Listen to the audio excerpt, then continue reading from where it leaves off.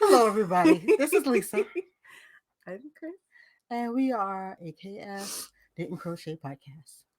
This Or is are we the episode 30. Yarniacs? Are we going to be the We Yarniacs? could be the We could be the Yarniacs. We're Yarniacs. thinking about becoming the We Yarniacs. might. We might. Let us know what you think if you like that better. AKS Knit and Crochet is a little. It's a lot to There's a lot to say. say. Oh It my is. gosh. It is.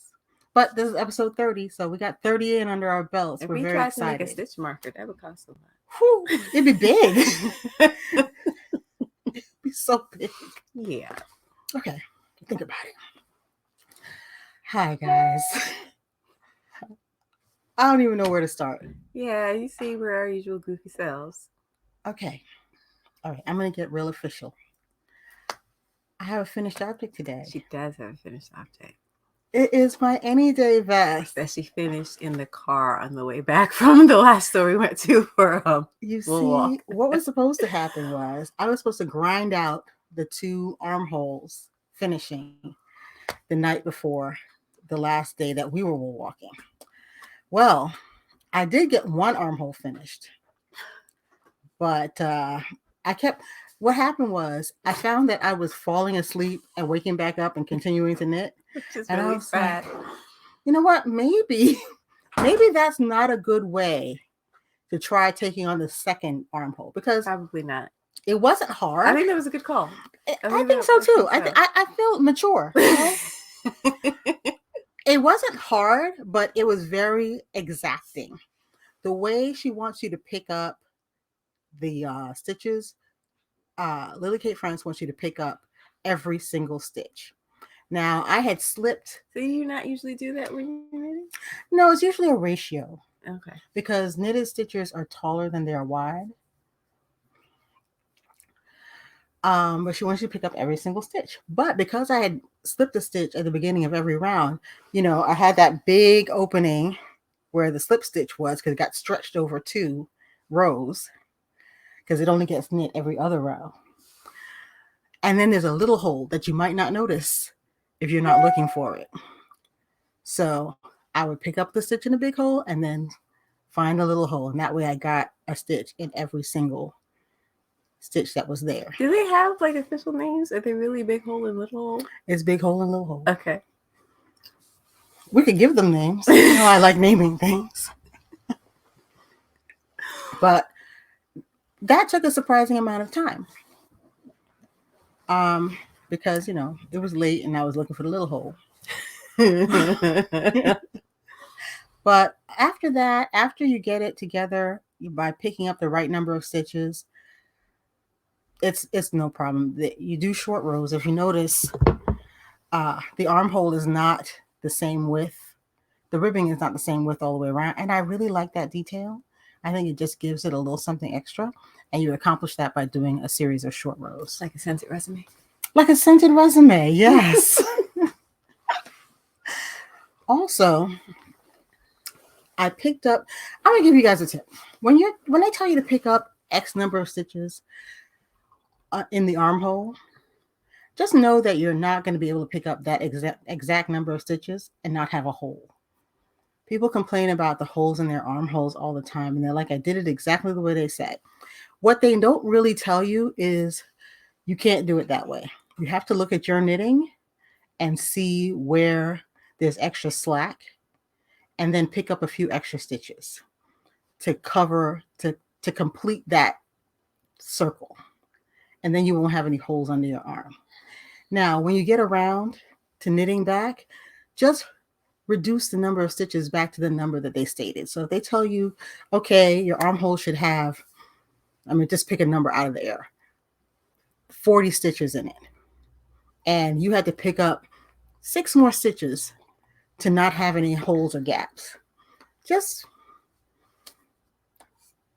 subtract them away. Just make them go away. Just make them go away. Okay. Just be the mob boss of that armpit.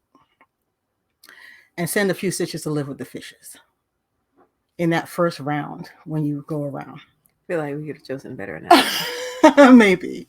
But make them disappear. And let there be no witnesses. Because then you will have every gap covered and you'll have absolutely no holes in your underarm. And you just need to look at the stitch. And sometimes we want to pick up under the 2 loops of the first stitch, and that will make a hole. Don't be afraid to dig down 1 stitch below and actually make your stitch there. And that should close up any gaps, no problem. So this is kind of like a feel your way through it type of thing. It's not a matter of just strict instructions, do this, do that. No, it's not. You have to really look at your knitting because no one can tell you where the gap is going to be. Because your tension is going to change, stuff happens. And if you're not picking up in exactly the right spot, you will make a hole where there was no hole. Or if you have one gappy, stretchy stitch. Knitting sounds complicated. It's not that complicated. But anyway, let me show you a picture. It's really not that complicated. So there's me in my vest. I'm so happy. One little caveat though. You notice how you can see this center rib rolling down the front of the vest? I had it on inside out and I didn't realize when I took the picture. So I'll take another picture. Reversible vest. Totally reversible. I made 2 vests in one. So I will take a good picture for the gram and put that one on Instagram. This would be a cute thing to do. What do you call it? Double knitting? Because it's a small vest. So yeah, the double knitting, you can do a cute little design on it. If I were to do it double knit, I would go down a lot because this is a chunky vest and I would have 2 of this fabric. If you feel the fabric is pretty substantial. Can you just do double knitting like a monogram or something so that you have the monogram in 2 different colors? Oh, I wouldn't even need to do oh, I see what you mean. Yeah, we need 2 different colors on the side. That'd be hilarious. Oh, you know what? I wonder. I have to look and see if that's really a possibility because that sounds cool. But that's the Any Day vest, Lily Kate France. I can't recommend it any more highly. It is a really cool, fun knit. I'm going to be wearing this to death. I already love it. And it went really fast. And I did accomplish it in the 4 weeks I set for myself. So, what do you got today, Chris? Nothing. And I'm going to tell you why. Because I decided to take last week off. I decided to treat We'll Walk like a vacation week. And I did no crocheting or sewing. I started my We'll Walk tee, maybe, but I'm not sure about it. So I could rip out everything I have right now and start over. Tell us about it. One never knows. So it's not going to be like a traditional like t-shirt just because I wanted it to be really loose because I'm using like DK weight cotton and I was worried about it being heavy. Although these yarns I have, they're beautiful. They don't have like a lot of weight to them. So what I have here, what am I connected to? Okay, connected to this one. Right now I'm just doing some stripes. Going this way. I'm working across this way. And I'm using like what I was thinking to do because I have like all these different like colors and weights or whatever. So I'm doing one yarn, this gray yarn, striping between each of the other yarns to just kind of like unite them, to tie them all together. So right now I've only used 2 of the yarns. But I'm liking this. You know what? I like versions of colors that have gray in them. And unintentionally, that is largely what I picked up. They all have some sort of like gray mood happening. And I like that very much. So do you think the first ball you picked also influenced your color choices? It did, because it's got like, it's almost like a marled yarn. And this is Barocco Meraki. And I don't know if you all can see the little bits of gray in there. And I think that just kind of subconsciously influenced me. And I was just going for grays in the colors that I was using. So I'm thinking it's just going to be just the same width, same height all the way across. So I'll have big loose sleeve openings and it'll just drop off the shoulder a little bit. And it'll just be a very simple kind of tee like that. I think that is the current plan. If y'all see my sketchbook, I done sketched so many versions of it.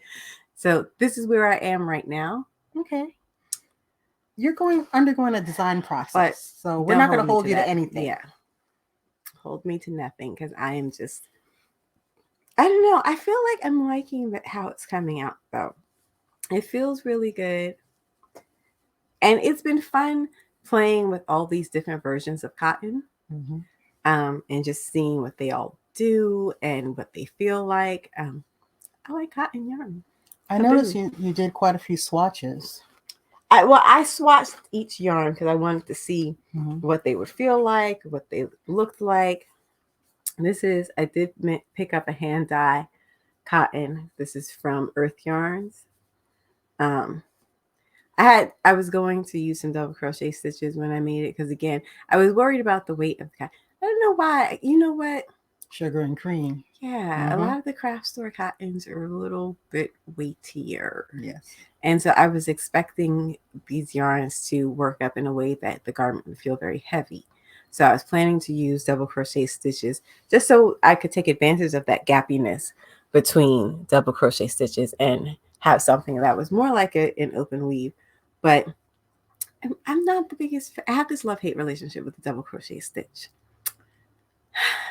Mostly hate. Mm. It's like an 80-20 thing. um, and it turned out that I didn't need to do that. I still have a garment. This is all single crochet now, but I still have a garment that has like really lovely drape to it. It's not incredibly heavy. Of course, you know, I just barely started it. When all is said and done, it'll be about 20 inches across. And I want it to be just at the natural waist. Mm-hmm. Yeah, so I turned out I didn't need to use the double crochet stitch. You know, that the double crochet stitch is just less dense than a single crochet stitch. All that yarn gets compressed into a tiny little single crochet. I went up a little bit in hook size, so most of these yarns recommended somewhere like a 4 or 4.5 millimeter. I'm using a 5, so I didn't go up like a lot. Yeah. But And I think that's going to equalize the differences because DK is a range. So yeah. they're not all the same they're not all the same micron size at all. So the one I did swatches and I used the same hook and the same number of stitches and the same number of rows. And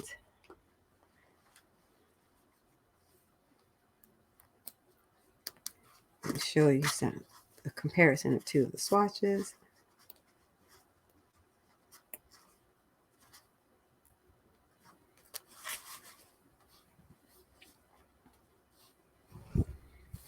So with the same number of stitches and the same number of rows, you can see that it's dramatic. Yeah, this one is a lot bigger. And funny thing is, this one, the bigger one, like look, you can see the other swatch. Yeah. The bigger one calls itself a sport weight. Now this yarn, this one here, came with a washcloth pattern. So I think it's meant to be for that kind of application. But I might use this for my edging. I haven't decided yet. This was the Appalachian Baby design. Yeah, this was Lisa won 2 of these, and I won 1 of these.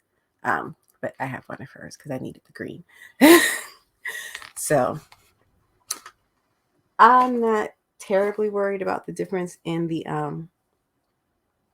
gauges, because what I've found is that when I'm working with different weight yarns, as long as I use the bigger yarn first, when you're using that smaller yarn, you kind of make it stretch itself out to more or less match the gauge of the bigger yarn. So it really isn't that, because I had a slight issue like that when I made the purple vest, which is now called the beginner's lock vest. Oh.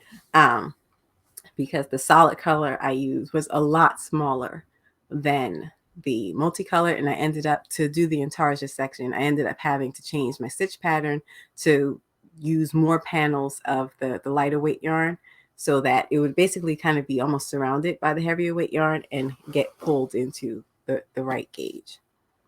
So I don't think that's going to be too big an issue. I don't know why I feel so uncertain about this design. I just feel like it's a weird way to work. I have just like what I refer to on the blog as like a potluck of yarn. Mm-hmm. And I've never really worked like this before. And I'm not like the most confident like combining different colors. So I was thinking to myself, I wanted to do something like more interesting than stripes. But I'm like, if the stripes look nice, does it matter? Mm-hmm. Isn't it okay? Because I thought about an intarsia project, and then I was like, No. But you know what? You're making a garment, not a project. So yeah, if you want to practice intarsia on a swatch. I have an idea for an intarsia dress that I think is going to look really, really cute. Mm-hmm. But I have to find the right yarn. What do you think it's going to be made out of? What do you know a weight or anything yet? Or you? A lighter weight, sport or figuring weight. Mm-hmm. Interesting. But I haven't even gotten to that yet. But I mean, that's where, as you can see, I'm still just like at the very beginning of my top. But I feel like, here's the thing. I feel like I'm not really going to know how I feel about it until I finish the whole front, at which point I will have done a lot of crocheting and I will have cut my yarn to make these stripes. And I'm like, what if I don't like it then? But I think it'll be fine. I have an idea. I think it'll be fine.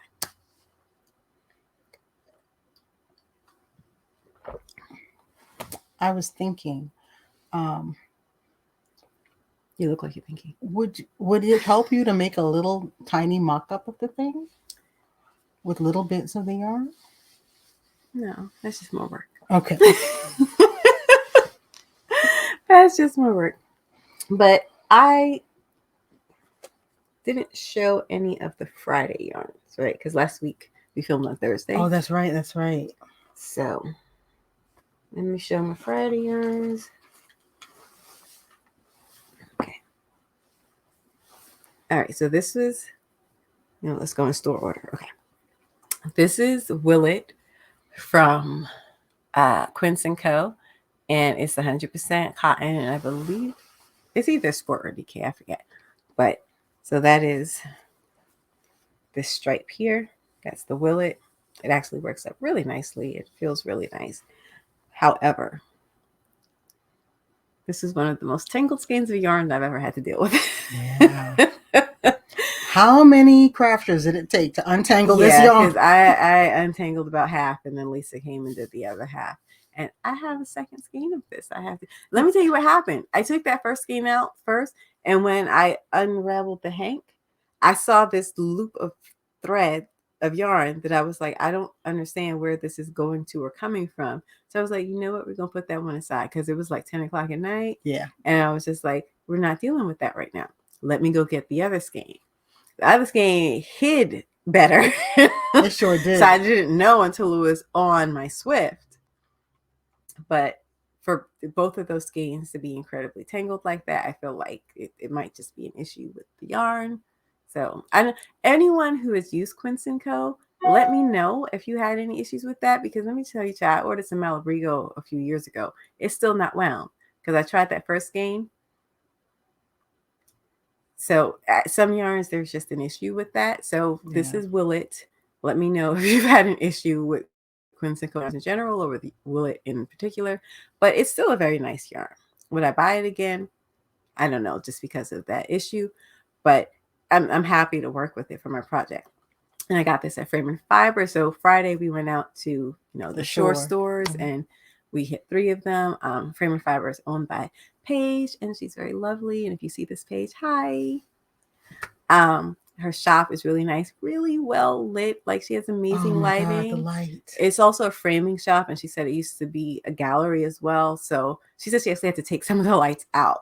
She's just got, between the natural lighting from her big windows and then the artificial lighting, it's a great place to pick and compare yarns. Yeah.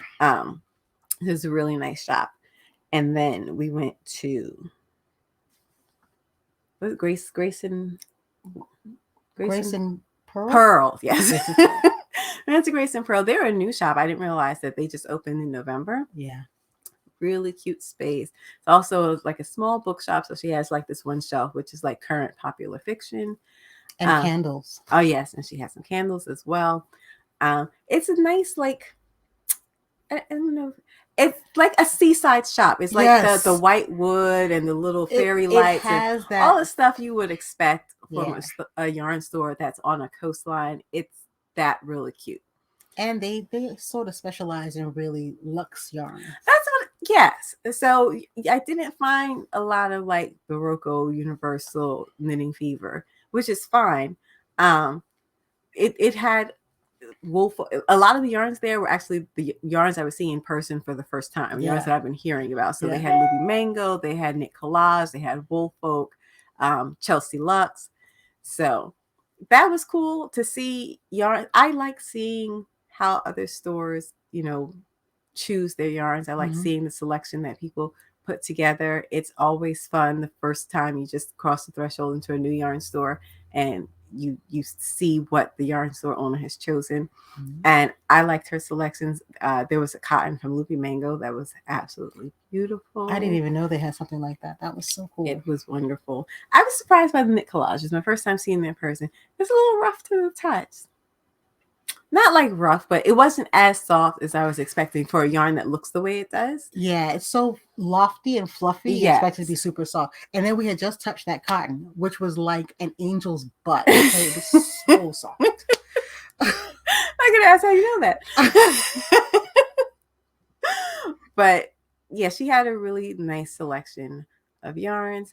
But because she was new, she wasn't really doing the discount that most of the other yarn stores were doing, the 20%.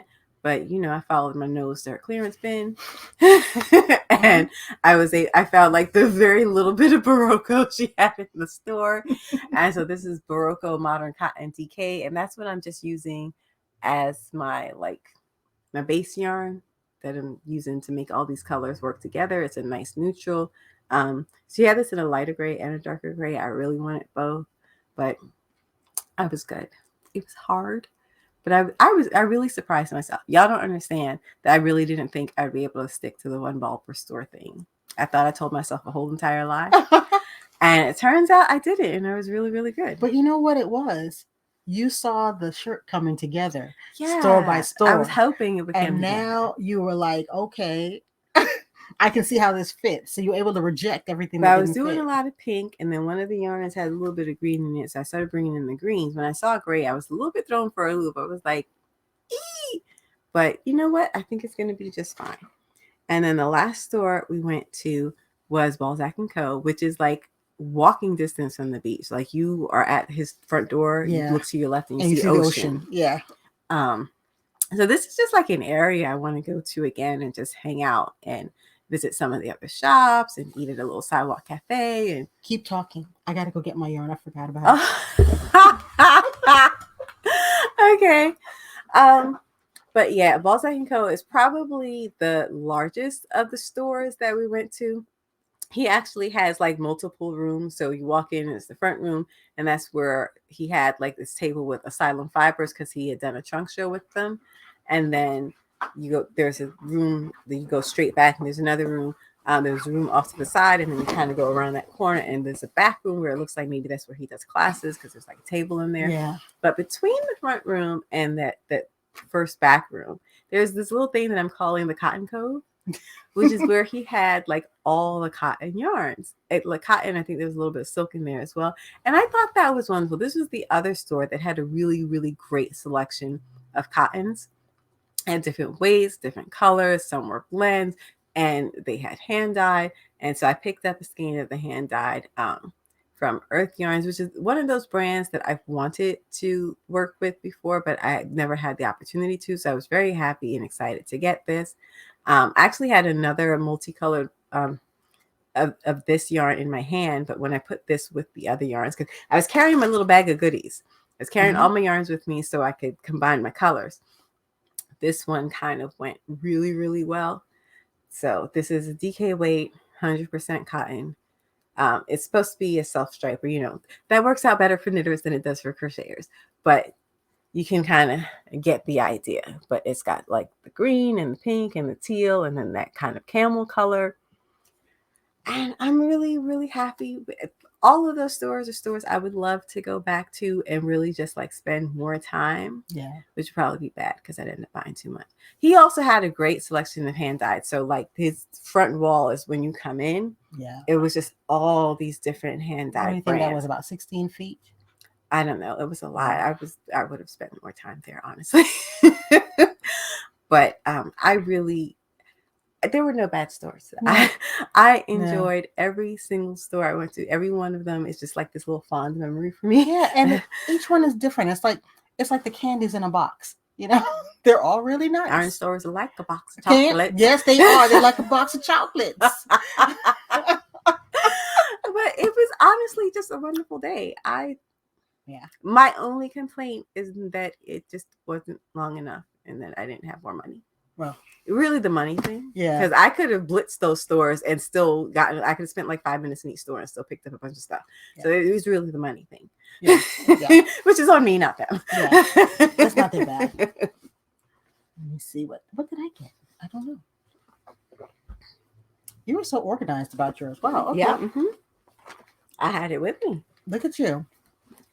Okay, so at was that Balzac? Russell's, this is at Balzac, I got this beautiful, beautiful skein. I love Yakagini. Of Yakagini yarn. I made a dress out of one of their yarns. And I'm a sucker for a tweed yarn. I love it. Yeah, I have been wanting. That would look great on the top, actually. I have been wanting some tweed. So when I saw this, I dropped my other candidate and I went with it. And it's pink. So now, you don't think the tweedy bits will bother you as a sock? No. Okay. Because you know what? It's all soft. It's not like the tweed is like a bead or something. It's all super soft. And then let's see, where are we? You got the Chelsea Luxe, yeah. I got the Chelsea Luxe. I saw this and I could not resist it. That was at Grace and Pearl, and that was a colorway that was done specifically for their shop. Yeah, and it's actually called Grace and Pearl. Very pretty. This caught my eye the minute I walked into the store, and I walked all around. I kept going to places, going to other places, looking around, picking up, putting down, and this thing kept calling me, like a mermaid on a rock, just calling me. And it has all the things that I love. It's kind of neutral, but it sparkles, so I had to have it. And then, oh yes, there was this that I got from Frame and Fiber. This is owool fingering. Mm-hmm. I have been kind of a fan of owool's commitment to doing things here in the United States, sourcing here in the United States, dyeing here. Matter of fact, I believe this yarn is milled in Philadelphia, mm-hmm. and being as environmentally friendly as possible. So I definitely wanted a skein of owool. So my initial plan was, I'm just going to make a pair of socks out of each skein of sock yarn I got. And I thought about putting these together into a sock because it made me think of ice cream. But I kept looking at it. I'm like, these are too pretty to be in shoes all the time. So I'm thinking I'm going to make a shawl out of these two. And now Crystal got me thinking, maybe combining these two. I like these two. So let me know what you guys think. Tweed and sparkles. Oh my God. I could go either this way, and I will. And you still getting ice cream from it, I think. Oh yeah, you still get ice cream from it. Or I could go this way. See, I think with the pink, it's a little warmer, and the blue, it's cooler. So I think it depends on what you want. So let me know, guys. Do you like the cool combination or the warm combination? Because I'm going to ping pong back and forth. Because I don't think she's really going to know till she casts on. I really am not. I really am not, because I really like both combinations. And the more I look at them together, I'm like, yeah, that could work. I mean, heck, I could do this. You could do all three together. I really could. But I picked a 2 skein shawl from Amber O'Brien. I've been wanting to do an asymmetrical shawl with a center ridge. So I picked one of those. You had a very specific plan for a shawl, like a asymmetrical shawl with a center ridge. My other shawl is a big wide shawl, and I wanted something a little bit longer and narrower. So this time. Will this be your first shawl you done a finger and weight? Yeah, but I'm cheating. I'm sure. Because I'm going to do it on US 5s. Okay. So I'm not going to do it on tiny needles. She don't really rock with finger and weight yarn that much unless it's for socks. Then she will use her like 000 needles and go down to like as small as possible. But because you know for anything else, she really won't use finger and weight yarn. Bust it how. If you make your socks, if you're a sock maker already, right? And you like to do 2s and 3s, I hear you. I do. But wait till you try the fabric you can make on a sock with a 1. The fabric has a lot more integrity. The sock wears very Which well. is what I say about sweater. But I can get a fabric with good integrity on a larger. Now, here's the funny part though. This is the biggest I ever work. Mm-hmm. I don't normally work in really big yarns. Mm-hmm. So I like to work somewhere in the range of a DK because the first like serious knitting I ever did, I did on fingering weight yarn because that was the only wool I could get at the craft store. And I always had a prejudice towards wool. So I think my hands are tuned for finer needles. So when I work on bigger needles, my hands actually hurt. I had to kind of retrain to use bigger needles. And I think I did this on the 6.5. Mm-hmm. That's as big as I like to go. But those were the 3 yarns I got from the shore stores. I'm very, very happy with them. The rest of them will all become really cute socks. So I spent some time with my sock books picking out socks. And then I kept looking at those 2 and I was like, I still no. have a slight will walk high. I'm not going to lie. You think you're the only one? It was so much fun. It was just so nice and it was calm and it was just like, I don't know. I enjoyed all the shops we visited. And honestly, I didn't know how many of the stores were that close to us because we previously shopped at Wool Bearers and Hook because I thought those were the only stores that were within 30 minutes of us. Yeah. But now I know there are at least 3 others that we can get to very easily. Yeah. And going to Alma Park, we didn't even have to get on 295, which was fabulous. Mm-hmm. So now I feel like we have like all these stores to choose from. A little universe of stores to choose from. And if we want to take a little bit of a road trip, we go out to the shore. And I think that's like kind of part of the point of the Wool Walk is to discover stores you didn't know about. Yes. And that was a hit for me because 5 of the 6 stores we had never been to before. And exactly. I love them all. Exactly. One of these days, I'm going to try that going to all the stores thing. We went to Frame and Fiber, a woman who was in there, that was her 20th store. That was her 20th store. I was a little jelly. I'm not going to lie. I was like, holy Moses. I'm not going to lie. Because, you know what, if you think about it, like if I use like, say, 4 skeins, right, to make a sweater and maybe 3, depending on the design. But if I'm going to use 4 skeins to make a sweater and still stick to my 100 grams per store, I could still get like 5 sweaters out of visiting each store. Yeah. The possibilities. Oh my God. So. Or a sweater and a dress. Yeah. Oh, speaking of 100 grams, this vest, for my size, it took a skein and a half. Because I had a skein that I had opened up already and I was swatching from that. And I don't know if you guys recall, but I was swatching and it just wasn't working out. So I ended up making this vest because I had chosen a different vest because I searched Ravelry by gauge. And I was like, okay, what'll work with the gauge that this yarn will knit? And that's how, and I had the Any Day sweater in my queue anyway. And I was like, I'll just make the vest version. The sweater just has these little details on it, but the long sleeves? Yeah, it's kind of a balloony sleeve. Okay. That comes down to a tight wrist. That's actually very nice. I might end up making one of those in the fall. Would you do it at the same gauge? Yeah. Yeah. Because I really like the fabric that it makes. And it's cozy. It's very warm and comfy. Okay, so I lost my train of thought there. So what was I saying? Talking about visiting 20 stores. Oh yeah. I want to do that. We'll have to pack a lunch. And it's kind of unfortunate that the Wool Walk ended last week and then Maryland Sheep and Wool is this week. Yeah. So we're not doing Maryland Sheep and Wool. I can't do that right now. Oh, there's some sort of barn crawl happening here in New Jersey. Yeah, we might do the New Jersey Fiber Shed crawl. Yeah. I got to look and see exactly when it is. I would be surprised if at least one of them wasn't out in the area where Album Park is, because that is farm land, honey. You want to buy some fresh eggs, you want to buy some 25 pounds of beef, like they got you. But that could be fun too. I think that would be more for you though, because they're probably gonna be selling, tops that you can spin yourself. Yeah. And they're gonna be selling that rough straight from the sheep wool. Well, not all the straight from the sheep wool is rough. It depends on the breed. Some of it is rough because it's a hardier type of sheep that originally came from an area that was very cold and unpleasant. Mm-hmm. But you can buy, where do you think merino comes from? It comes straight off a sheep's back.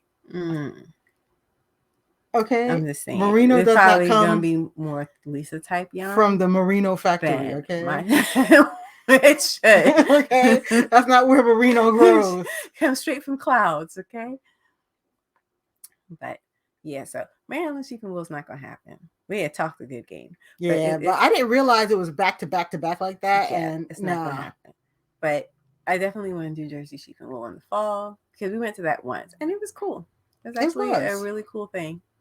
Only thing is it had rained the night before. And these they're barns. Like you're buying your wool in a barn. It gets a little muddy. That's fine. There's nothing to be done about it. Just wear shoes you don't really care about. Because if it happens to rain, there's gonna be a little bit of mud. That's fine. But yeah, I would definitely I'm really thinking about all the events I want to go to now.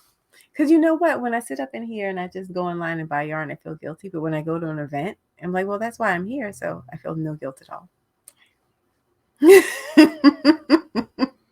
I need an excuse. I need a cover. If we want to gird our loins to do all 20 stores next year, we're going to have to plan it out. Yeah, we're going to have to plot it out on a map. Because I didn't realize the shore stores were also close together. So that worked out perfectly. So we're going to have to find little groupings. Yeah. And hit them up. There's 3 natural groupings. I was watching Nitty Natty's video from Wool Walk, and the first day she did 6 stores. I was like, whoa, that's ambitious. Because honestly, when we came back from doing the 3 stores, we were tired. We were like, oh my Lord. But you know what I think it is? I think it's the excitement. I think you're excited the whole time. It's just exhausting. And it builds. You go to the first store and you think, oh, that takes the edge off. No. It just makes you more excited for the second store. So after you've been to 2 stores, you've got all of this energy built up. So by the time I got to Balzac and Co, I was like, ah! Yeah. Yeah. I don't know why that happens though. I don't know what it is. I don't know. The multiplication of excitement. I don't know. That's exactly how it goes down. So I can't recommend the Wool Walk enough. I really think if you haven't done it before, do it. If there are stores you haven't been to before, branch out, try a new store. It's fantastic. Oh, absolutely. It's so much fun. And it doesn't really matter how much you spend. Oh, yes. And that's what I wanted to talk about. Yeah. So my total spend for Wool Walk, 6 stores, was, I believe, $73.69. So I spent less than $100 on my Wool Walk. And had all the fun. Yeah, you just don't. And I wanted to talk about that just because, I'm not virtue signaling. I'm just saying that people are talk all the time about the cost of knitting and how expensive yarn is and expensive how patterns are. And yeah, classes can be quite pricey. But that shouldn't be a barrier. It is entirely possible to participate at any budget level. And that was really honestly something I kind of had to prove to myself. Yes. Because like I said, I was prepared to pull the plug on the whole Wool Walk thing because I was just like, I don't have the money to really do this. And what's even the point? I didn't want to go to stores and not buy anything because I'd have been very sad. Yeah. But it can be done. The first store I went to, I bought an $8 ball of yarn. You can participate in the yarn world at any price point. So don't feel like you are excluded. Do you remember that woman from Slip Stitch Avenue who came in when we were there? There's this woman, she came in and all she bought was the stitch marker. And that was what she was doing for her Wool Walk because she said her husband would die if she brought home another skein of yarn. Lisa talked to more people. I was about my yarn. She's like, my husband would just fall over and die if I brought home one more skein of yarn. I don't need any yarn, but I want these stitch markers. So she was going around from store to store just buying her stitch markers and letting that be her wool walk, because sometimes you just have to admit, I am fully stocked. And if you're fully stocked, you're fully stocked. And that was one of the reasons I didn't buy wool, because in addition to wanting to make something for, warmer weather, I have a lot of wool yarn. Mm-hmm. So it was like, it really didn't even make sense unless I was going to push myself to buy something that was different from what I already have. Right. So I made my wool walk about making socks, because I literally haven't made myself a pair of socks in ages. And sock yarn you can buy at any price point. So I got some sock yarn. I think the cheapest sock yarn I got was $14. Yeah, it was $14 for 3 skeins. And the most expensive one I bought was the Chelsea Luxe. And the Kobasi, you bought an extra skein for doing the heel, toes, and cuff. Yeah, I wanted to do 2 color. Yeah. Wanted to do enough for a pair of socks, it would have been like $10. Yeah. So it's doable, especially at Wool Walk, because yarn stores aren't known for discounts. Nope. So Wool Walk is when you will find, but Slips's Avenue had crazy deals. Yeah. Y'all. That was a deal spot. It was. So you can be in the fiber community at any price point. Yeah, and I think my total spend on Wool Walk, and that is also was $140 and some change, $140, let's say. And mine was a little bit higher because I did buy hand-dyed wool a couple of times. And I have no regrets. None whatsoever. So, do you have any projects in planning? I have all the projects in planning. I can't even I need a minute. I'm going to take today and really just try to sort myself because I have all this stuff I'm not really good about calendaring things and, to-do lists and all of that. And I need to get better just because I am trying to do so many things at once now. But my long-term project in planning is, of course, did I mention that I want to learn pattern drafting? Oh, I think I talked about it because of the shorts. If you saw last week's episode, I had some things go wrong with some shorts I'm trying to sew. And some of the issues were me. Some of the issues was the pattern I was working for. And I really just want a little more certainty in terms of sizing when I'm working on something, because, if you're cutting into fabric, once you've cut it, you got what you got. And if you put in a lot of work and to get to a point where you can try something on and you find out it doesn't fit, it's very upsetting. Yeah. And I don't handle these things well. No. So not even a little bit. No. I want to learn how to make patterns for myself that will come out to the size that I need them to be. And so I bought this book and I started reading it. In some ways, it's a really good book. It really tells you how to make changes and adjustments to pattern pieces to get different design effects. But what it doesn't actually tell you to do is this is how you draft your first sloper, because they have images in the book that you're meant to size up to create your first sloper, but they don't give you any information about how to go from the little one to the big one. So I realize now this is going to be largely a trial and error process. I'm not excited about that, but this is where I am. I really don't want to. I bought some tools, I bought the French curve and all the rulers. I have a bunch of rulers now. I don't even know what they do, but and I have some paper, but I really don't want to spend any more at this point. So I was watching some YouTube videos yesterday about drafting a bodice sloper. Everybody was doing something different. So I'm just going to spend some time with my book and my mom and try to work on drafting my first bodice sloper. Quick question. The little ones that they have, are they on a grid? Yes. What you can do is make the grid a big grid and then copy box by box what's in there. And you can blow it up as big as you want. Who drawn the grid, Lisa? Do you have a 1-inch grid on your paper already? No, I do not. Then you can draw a 1-inch grid on your paper. Yeah, I see that happening. Okay, moving on. Do you remember my mom had to do that art project where she had she drew a picture of herself. She did the grid and she painted it, and each box was different color. And then within each box, every line, each space was different color. Remember how crazy she was by the end of that? Yeah, but I've done that. Like that yellow painting of the tree I made. That's how I did it. It was a tiny picture that I copied that was on a grid. Actually, I drew the grid on the picture and then drew the grid on the big canvas and then drew what was in each box. And then I'm supposed to do this for the bodice sloper, for the sleeve, and for the skirt. But once you make the sloper, you don't need to do it again. We're gonna not do that. Okay. We're gonna come up with some other plan that won't drive me absolutely insane, because you got to live with me, girl. Once I go crazy. Once you go crazy. So well, we do have the shed. So that's where you're gonna be.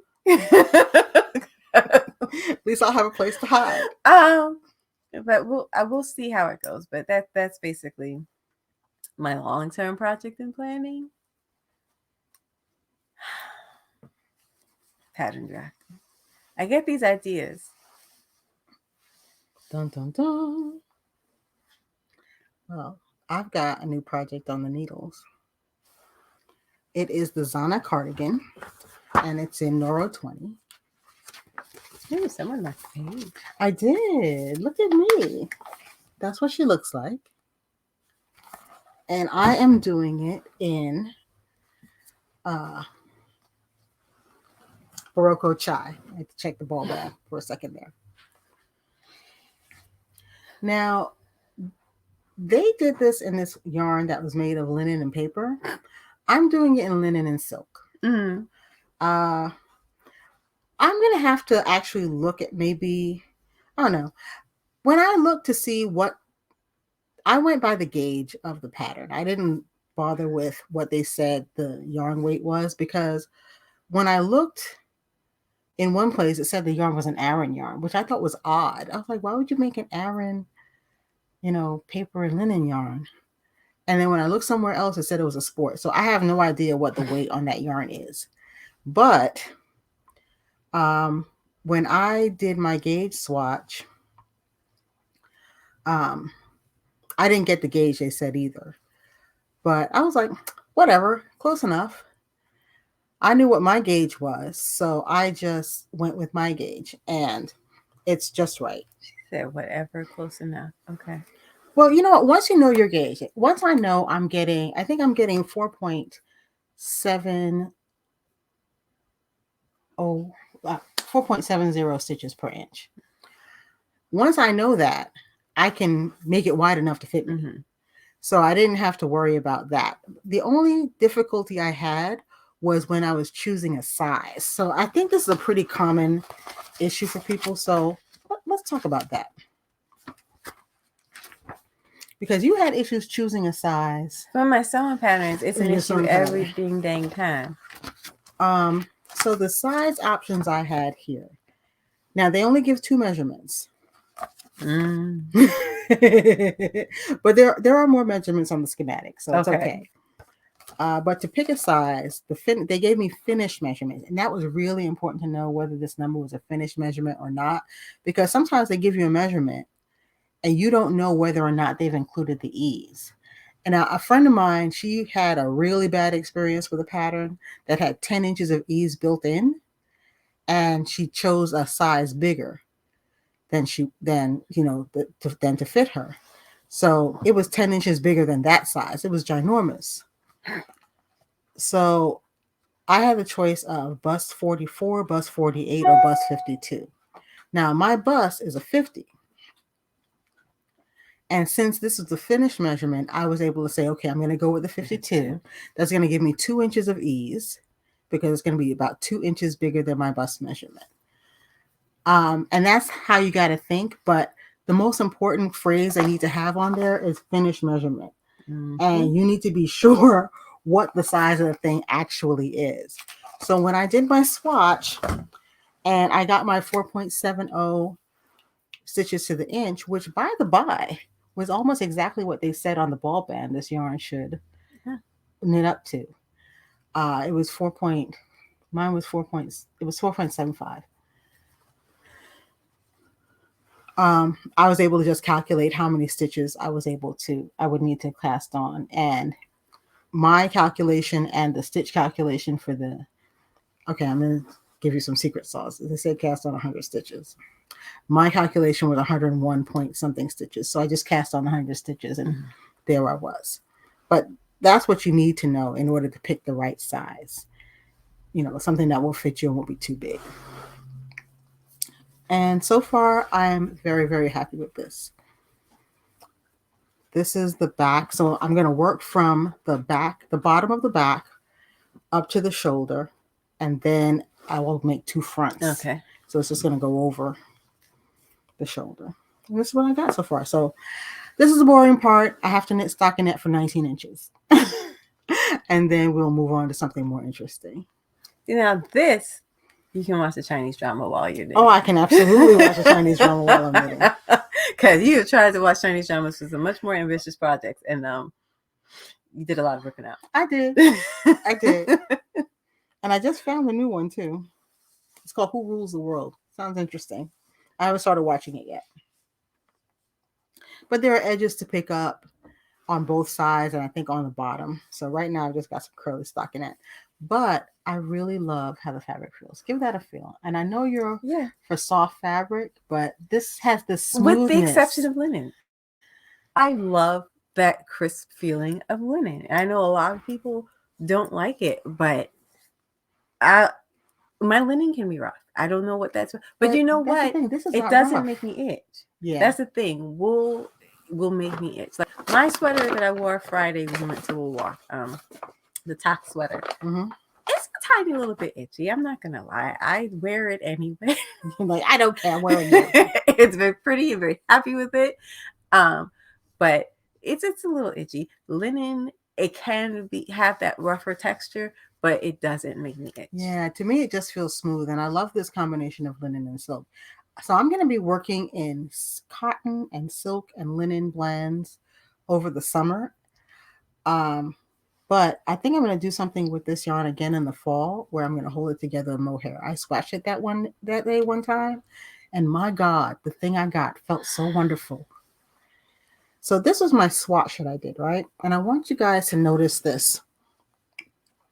This was my cast on end, and notice how it pulled in. And on the cast off end, I didn't even bother to cast off. I just ran the yarn through. What I would have done had I thought of it is do a provisional cast on in this end so it wouldn't pull in, and it would make my measuring much more accurate. So if you notice that your swatch pulls in, go with the fullest part of your swatch when you measure. Also, this told me that I needed to ease up my tension because I don't want the bottom of my sweater to pull in like this. That is a very common issue with crochet. That first, if you do a chain to start, your chain will be tighter than all of your other stitches. But of course. But that can be easily resolved by going up a hook size or switching to, what's that other way to cast on? A single crochet foundation. Yeah, a foundation row. Foundation single crochet. But I was glad I did this swatch because had I not, I wouldn't have realized that my cast on row was so light. So I was specifically knitting much more loosely on the cast on row on the actual garment than I normally would. And that's the other thing with linen. You got to ease up. You cannot tension it the way you would tension wool because wool stretches. Linen stretches not even a little bit. And this is a linen and silk. So this is 2 yarns that don't stretch. So I loosened up and I started out by not knitting for long periods of time because I have to change my method of tensioning. That's what leads a lot of people to hand pain.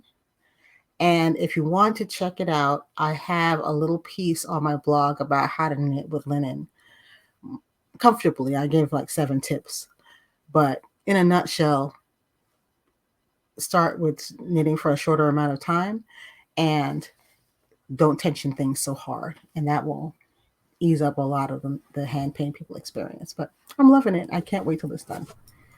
That was the thing I wanted to talk to you about today too.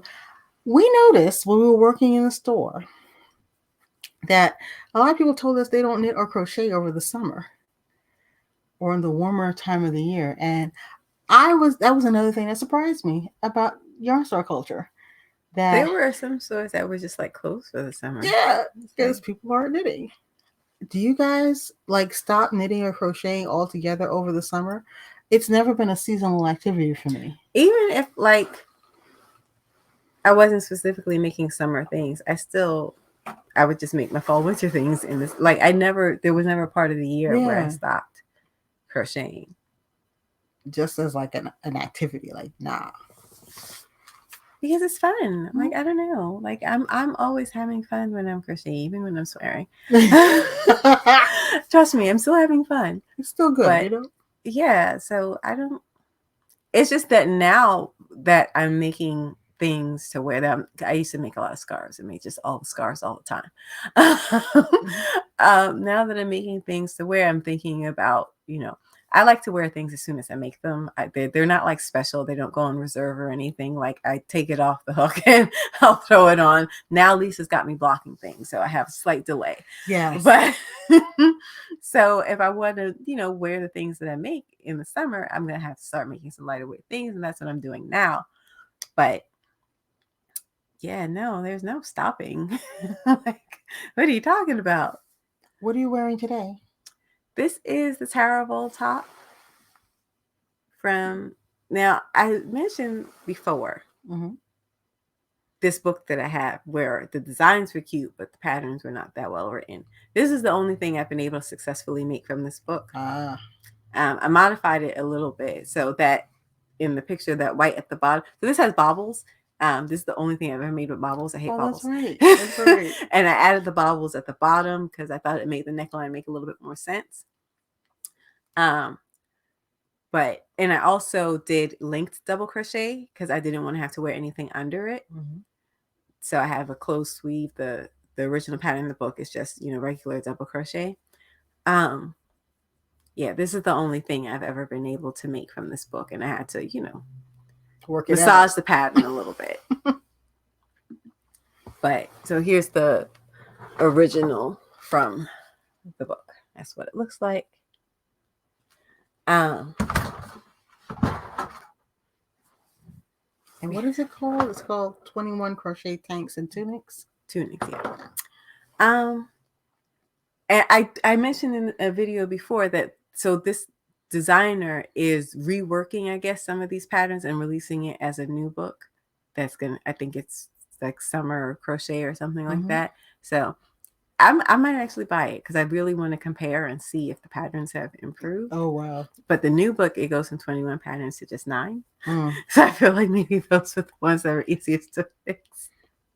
Sometimes it's really that simple. But I mentioned this because you have to be careful with pattern book reviews because often people are just reviewing the designs. I tend to do that too. You see all of these pretty things. And this book is how I learned. Like, you really don't want to offer something that's a review until you've actually tried the patterns, because the book is meant to serve as instructions for making that thing. And you really want to be able to evaluate how well those instructions actually help you make the things. So I like just about every design in this book. They're all really cute. I think it was a great idea to write a book for things that are meant to be, lighter weight and warmer weather. The concept is great. The designs are great. But there are just some serious issues with these patterns. And people need to be mindful of that when they are writing reviews. Like, am I just talking about the designs or am I talking about the pattern instructions? And it's because we want to put our reviews out as soon as we get the book. So once we have it in our hand, it's like, oh, I got this book. I love it. It's great. But sometimes you need to wait until you've actually tried to stitch something before you can, recommend the book to other people. And you can just give a much more informed review. Because I would recommend this pattern to anybody. Yeah. Stitch counts everywhere, okay? Stitch counts this everywhere. Book, not so much with the stitch counts. And like I said, and no schematics. And that should have been my first. That should have been your first clue. Oh, no. No schematics. She even said when you're picking up the stitches for the underarm, you'll need to pick up whatever the number was, X number. plus maybe a little more to close any gaps. So she knew what time it was. And what I think I mentioned it before that like there wasn't consistency in size. So like one top, a small might be a 30-inch bust, but another top, the small might be 34-inch bust. So the sizing was unique to the pattern. It wasn't consistent across all the patterns in the book. Yeah. I think if I were writing patterns, I would skip SML sizing altogether and I would just put the measurement, for the bust. And I would give finish measurements and body measurements so you can make a decision. Like I made it for this size body. Here's the finish measurement. But I made it work. You sure did. This one pattern. You sure did. Yeah, a couple other patterns. I just completely quit. It was just like, this makes no sense. Which is one of the reasons I ended up like wanting to learn how to design things for myself. It's fine to use patterns if you want to. I didn't want to feel like I was entirely dependent on patterns. And that's where I had gotten, where I felt like anytime I wanted to make a thing, I would spend so much time digging through patterns and trying to match them up to yarns I already had. And that just became so much more frustrating for me than designing. So I was just like, now patterns are an option for me. And I honestly think more knitters and crocheters need to work towards making patterns more optional, because I think some of the frustration people express with designers comes from the fact that you feel like your pattern is the only way you're going to be able to make this thing. You don't know how to make that thing on your own, and you really need those instructions. So anything that's not clear, it can be frustrating for you. But sometimes we're going to have to do some of the work ourselves. You might have to size up or size down a pattern for yourself. Not every designer is going to make every size. And I think it's important for, stitchers to be willing to develop some of their own skills. And yes, sometimes that's trial and error. Sometimes you're not going to be able to find a class that teaches you the thing that you want. Yeah, absolutely. You got to put the time in, because it will give you a better time working with patterns. Even if you just choose to continue working with patterns and not design things for yourself, just having more background knowledge will be a huge benefit. Because it'll help you recognize errors when they're occurring in the pattern. You're like, wait a minute, this can't be like this, because that over there. And because that's where we all start out. We start out completely dependent on the pattern. We have no idea, especially if you're a self-taught person like me, particularly with knitting. I taught myself, and I didn't even know a knitter to ask questions of. So when I had the pattern, that's all I had, especially in the very beginning. And I wouldn't know when I had done something 5, 6, 8 times that it wasn't me, it was the pattern.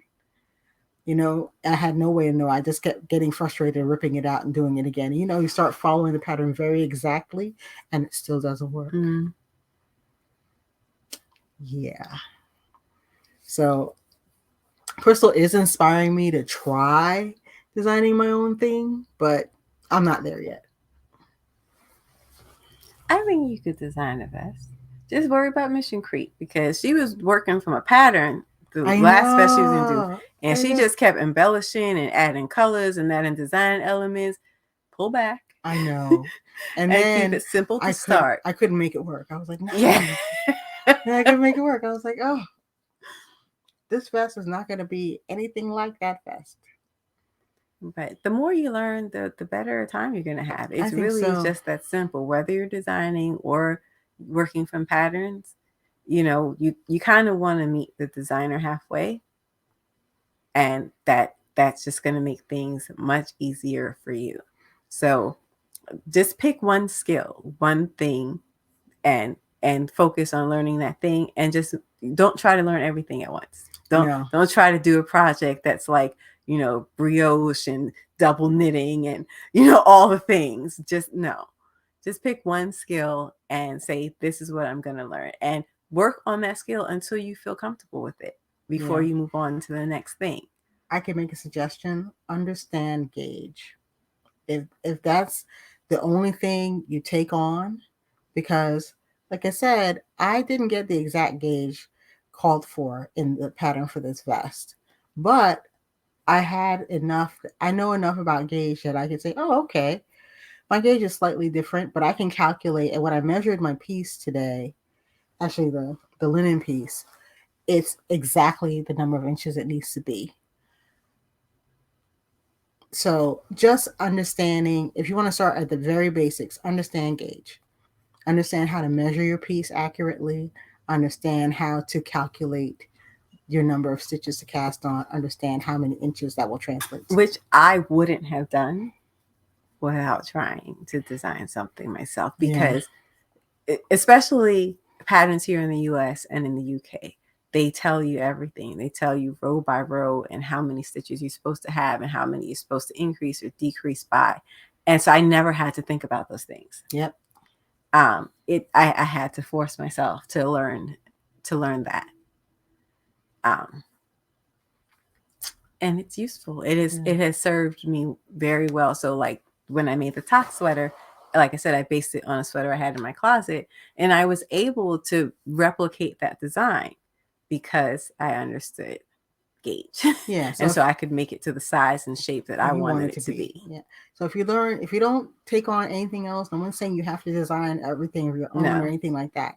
But just understanding gauge will give you the freedom to work with the yarn you actually have and create your version of whatever it is you're trying to make without having to frustrate yourself and try to make your gauge match some unknown knitter somewhere. And the crochet project, they're based in the UK, and one of the two women who runs it is offering a class on her website, which I think is just the crochetproject.com. It's not a live class, so it's just a series of videos that you download, and they're being released over the course of 10 weeks. So you can spend, a little bit of time with each video. And I think it ended up, because the price was in pounds, but I think it ended up being like $60 something in US dollars. I'm watching those videos now, and it's a class in designing. And even if you don't intend to design, she really gets into some of the nuts and bolts of construction. And I think that would be very useful. Yeah. And for knitters, there's a couple of books that you can get. The Knitter's Book of Patterns is really excellent. The Ultimate Sweater Guide by Amy Herzog. You Can Make This by Amy Herzog. It's all about making things to fit you. So whether or not the designer made it exactly in your size, because bodies are unique and there's going to be stuff that doesn't fit you, no matter what size your body is. That way you can tweak it and make it work for you. I think fit is the thing people struggle with a lot. And it's because, you live and die by those numbers in the patterns. Yeah. I know when I was making things strictly from patterns, I never wanted to deviate from the pattern because I was just like, oh, if I go off road, I'm going to get lost. And I'm glad I don't feel like stuck there anymore. Yeah. So there are resources out there, but your first resource is going to be your own self. Measure yourself. That's a struggle I've had with students. I've had people pick a size at random, and it's not going to work out. No, not so much. It's not going to work out. So measure yourself, know what your numbers are. I have a notebook where I just keep all my measurements. And if you want a guide for that, Amy Herzog's books are a really good guide. She gives a whole measuring plan that you can measure yourself or have a friend help you measure. And if you like something online, try My Body Model, which will also give you a great measuring plan and spit out a little drawing of your silhouette so you can try things out, in drawing mode. first. And with regard to ease, measure things in your closet. Measure garments that fit the way you want. So if you want something in close fit, or if you want something loose, measure a thing you already own that fits that way. And then you will know how much ease you need to have in your garments. Yeah, that's really so. Measure yourself and measure the clothes, and boom, there's your ease. The difference between the two. And sometimes it will tell you a measurement in the pattern, and then it will show inches on the schematic. You need to compare the two so that you'll know, okay, what's the finished measurement of the garment and what's the body size measurement. Yeah, sometimes that's the only way to figure it out. But that's my best tip on that. Some people just don't tell you. It might be better to pick some other pattern because you have no idea what size this thing is supposed to be. But I think that's it for me today. Yeah, because I've been a bum. Good, Lisa. Bad, Crystal. You know what?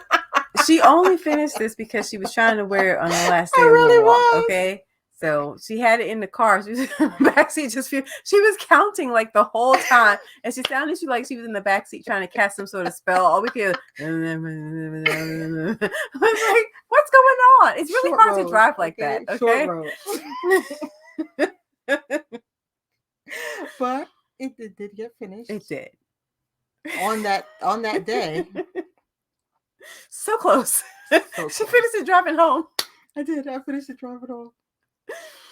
But anyway, I hope you guys have a good week. Thank you for joining us, and see you next time.